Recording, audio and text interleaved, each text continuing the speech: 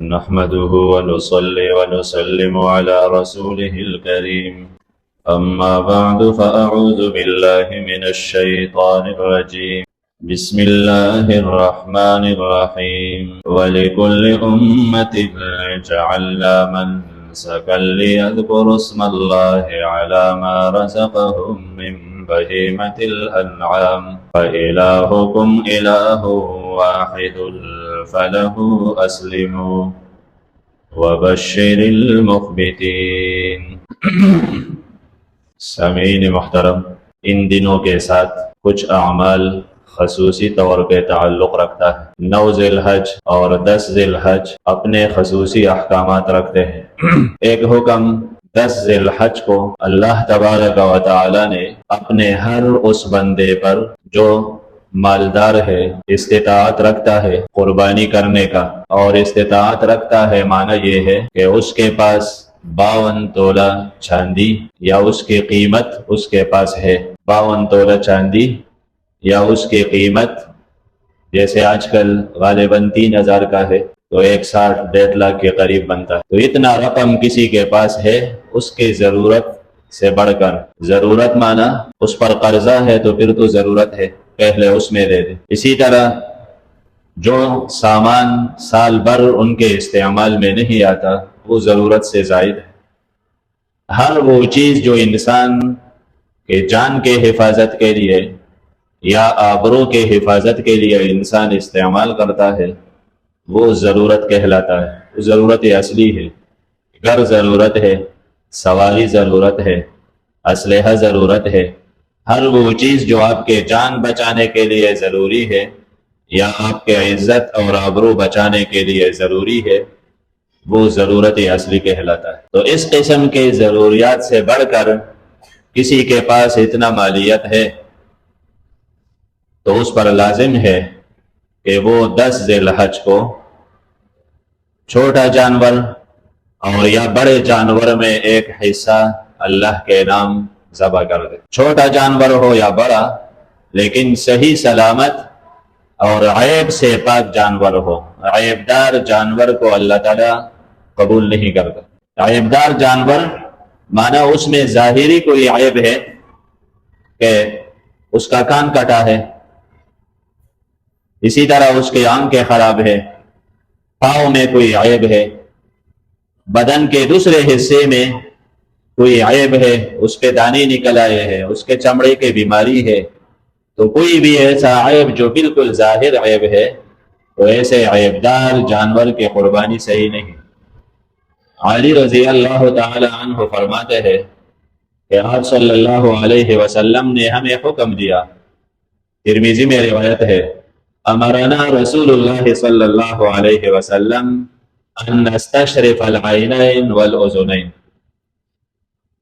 آپ علیہ السلام نے ہمیں حکم دیا کہ ہم جانور کے آنکھوں کا اور کھانوں کا بغور جائزہ لے لیں، گہرائی کے ساتھ اس کا جائزہ لے کہ اس کے کان میں کوئی عیب تو نہیں۔ عرب لوگ زیادہ جانور پالتے تھے تو کبھی کان میں سوراخ کر دیتے تاکہ نشانی ہو یہ میرا جانور ہے، دوسرے کا نہیں۔ کبھی اس کے کان کا کچھ حصہ کاٹ دیتے نشانی کے لیے کہ میرے ریور کا جانور وہ دوسرے کے ساتھ خلط ملط نہ ہو جائے۔ تو آپ علیہ السلام نے حکم دیا کہ اس قسم کے جانور کا قربانی صحیح نہیں جس کا کان کا اگلا حصہ کٹا ہے یا پچھلا حصہ یا درمیان میں کوئی بڑا سوراخ ہے، اور منع فرمایا ایسے جانور کے قربانی کرنے سے۔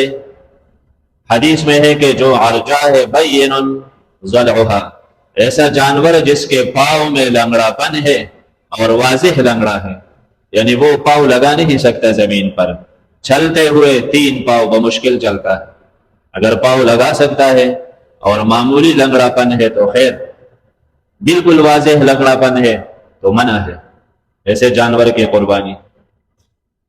یا جس جانور کے کان آنکھ میں عیب ہے اور حدیث میں ہے بین عورها، اس کا کھانا پن بالکل واضح ہے، اس کے سامنے گھاس رکھ کے ایک آنکھ کے سامنے تو نظر نہیں آتا اسے۔ یا کسی جانور کے چمڑے میں کوئی بیماری ہے اور یا اس اتنا دبلا جانور ہے کمزور کہ وہ خود چل نہیں سکتا اور اٹھ نہیں سکتا، اسے اٹھانا پڑتا ہے، تو ایسے عیبدار جانور کی قربانی جائز نہیں۔ تو نمبر 1، 10 ذی الحج کو اللہ تبارک و تعالی نے اپنے ہر اس بندے پر جو صاحب استطاعت ہے اور وہ قربانی کر سکتا ہے اور پورا بڑا جانور نہیں اس میں حصہ ڈال سکتا ہے، تو اس کو اللہ نے حکم دیا ہے کہ وہ اللہ کے نام اخلاص کے ساتھ ریا دکھلاوے سے پاک ہو کر اللہ کے نام جانور کاٹے۔ اور آپ علیہ السلام نے اس پر وعید سنایا کہ استطاعت، ابن ماجہ میں روایت ہے کہ استطاعت کے باوجود، گنجائش کے باوجود جو بندہ اس حکم کے تعمیل نہیں کرتا اور بخل کی وجہ سے یا بے پرواہی کی وجہ سے، اسے پرواہی نہیں ایسے حکم کا اور وہ قربانی نہیں کرتا، تو حدیث میں ہے فلا يحضر مصلانا، طاقت ہے من وجد سعہ ان یضحی فلم یضح، طاقت ہے جانور کاٹنے کا اللہ کے نام، اور پھر بھی بے پرواہی یا بخل کی وجہ سے تعمیل نہیں کرتا اس حکم کا، تو اسے عید، مسلمانوں کی عیدگاہ بھی نہیں آنے چاہیے، یعنی وہ عید ہے اس پر۔ تو اللہ تبارک و تعالی نے ہر استطاعت والے پر قربانی کا حکم لازم قرار دیا، اور آپ علیہ السلام نے احادیث میں اس طرف ترغیب دی۔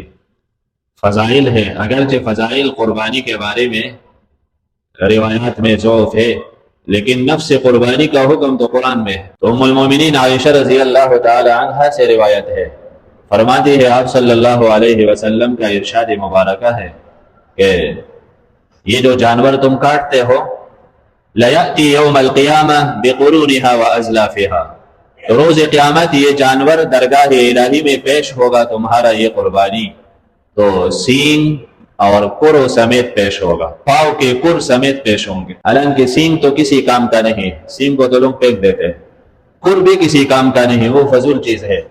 تو مانا جس چیز کو تم فضول سمجھتے ہو جانور میں سے، یہ بھی فضول نہیں، یہ روز قیامت اجر اور ثواب کا ذریعہ بنے گا۔ گوشت ہے، چمڑا ہے، جو استعمال کی چیزیں ہیں وہ تو ہے ہی ثواب کے ذرائع، تو جس کو تم ضروری ہی نہیں سمجھتے، سینگ ہے، کر ہے، یہ بھی اللہ کے درگاہ میں پیش ہوں گے۔ اور فرمایا ان الدم لیقع من اللہ بمکان قبل ان یقع فی الارض، خون زمین پر گرنے سے پہلے اللہ تعالیٰ کے درگاہ میں ایک مقام بنا دیتا ہے تمہارے لیے، اللہ کے ہاں اجر اور ثواب کا مقام بن جاتا ہے، اس لیے فطیبوا بہا نفس، حدیث میں ہے اس بارے میں دل کھول کے اور دل سے مشورے کرنے کے بجائے یا بخل سے کام لینے کے بجائے فراخ دلی سے کام لو، مانا یہ عمل بے جا نہیں ہے، اور یہ عمل جب فضول نہیں ہے تو پھر اس عمل میں بخل اور یا تنگ دلی اس کا کوئی معنی ہی نہیں۔ اور یہ بھی ہے جو آج کل عقل سے متاثر لوگ ہیں، یورپ سے زیادہ متاثر اور جاہل قسم، دین سے بے خبر لوگ ہیں، اور یہ ہمارے غلامانہ ذہن کا اثر ہے کہ میڈیا پر کوئی اسکالر کوئی بھی عقلی بات کرے تو ہم متاثر ہو جاتے ہیں۔ مومن تو پیغمبر پاک علیہ الصلاۃ والسلام کے حدیث سے سوا کسی چیز سے متاثر نہیں ہو، تو جاہل کہے کہ قربانی کی ضرورت نہیں، اتنے زیادہ جانور کاٹنے کے بجائے بہتر ہے کہ غریب کو صدقہ دے، تو غریب کو صدقہ تو بہتر ہے، وہ تو اسلام ویسے بھی ترغیب دیتا ہے سینکڑوں آیاتوں میں، اس سے کون منع کرتا ہے، وہ اپنے جگہ ہے اور قربانی اپنی جگہ ہے۔ ایک عبادت کے جگہ دوسرے عبادت لگا کے اور ایک کو ختم کرنا، یہ تو جہالت ہے۔ کوئی کہے نماز کی ضرورت نہیں، روزہ ہی رکھ لے، روزے کے دن کو ضرورت نہیں، رات کو سرد موسم ہے رات کو رکھ، تو بے وقوفی ہے۔ عبادت تو مولا کے اطاعت کا نام ہے، اس میں چون چرا کرنا عبادت نہیں، وہ عقل پرستی ہے۔ اگر آپ کا مالک آپ سے کہے، سیٹ آپ سے کہے کہ جا کے بازار سے 10 کلو گوشت لے کے آنا، تو نوکر کو تو یہ حق نہیں کہ آپ گھر میں 2 بندے ہو، 10 کلو گوشت سے آپ کیا کرو گے؟ مالک کہے گا کہ میں نے آپ کو ملازمت کے لیے رکھا ہے، مشوروں کے لیے نہیں رکھا ہے، آپ پریشان کیوں کرتے ہو، چلے جاؤ۔ تو بندہ بندہ ہوتا ہے، غلام ہے، آپ کو رب حکم دے بس آپ حکم کی تعمیل کریں. آپ اللہ کو مشورے کیوں دیتے ہو کہ غریب کو کھلانا زیادہ بہتر ہے؟ آپ نے قربانی کا حکم کیوں بھیجا؟ عقل کو تنقید سے فرصت نہیں، عشق پر اعمال کی بنیاد رکھ. اپنے مولا سے عشق، پیغمبر سے محبت، یہی ہر عمل کی بنیاد ہونی چاہیے. تو ان دنوں میں اللہ تعالیٰ نے صاحب استطاعت لوگوں پر قربانی لازم کی ہے. اور دوسرا 9 ذی الحج جو عرفہ کا دن کہلاتا ہے، تو اس دن کی فضیلت ہے احادیث میں، مختلف قسم کے روایات اس دن کے بارے میں ہے. ائمہ اربعہ کا اتفاق ہے اور علماء کا اس پر اجماع ہے کہ 9 ذی الحج کو ان لوگوں کے لیے جو عرفات میں نہیں ہے ان کے لیے روزہ رکھنا مستحب، اور جو عرفات میں ہے وہ روزہ رکھ سکتے ہیں.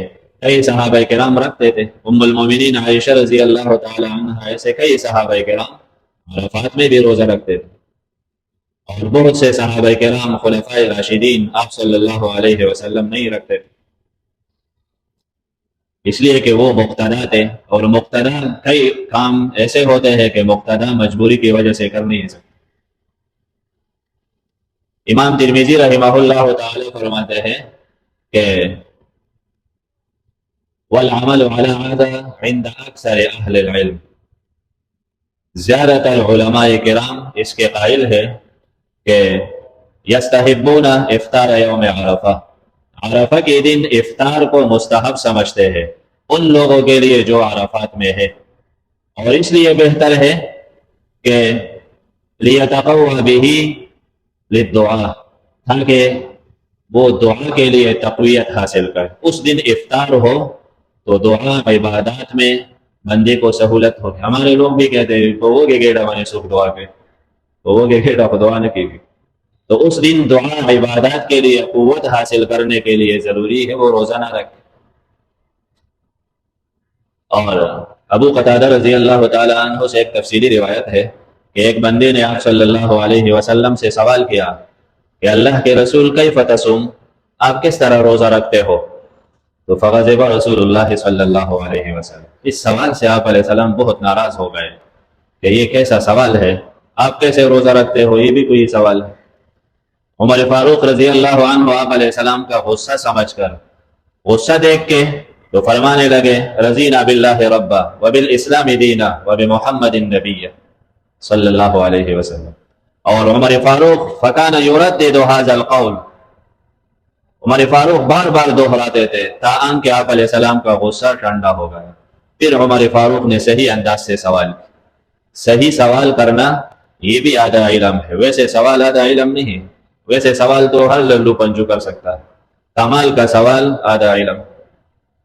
تو عمر فاروق نے سوال کیا اللہ کے حبیب کیف بمن صام الدہر، جو عمر بھر روزہ رکھتا ہے تو اس کا کیا حکم ہے؟ آپ نے فرمایا یہ تو نہ روزہ ہے نہ افطار. تو اس نے اپنا معمول بنایا صبح شام کھانے کا. تو فرمایا اللہ کے حبیب اگر ایک بندہ 2 دن روزہ رکھتا ہے اور 1 دن افطار، تو آپ علیہ السلام نے فرمایا یطیق ذلک احد، اس کا کوئی طاقت رکھتا ہے؟ مانا نہیں، یہ مشکل حکم ہے.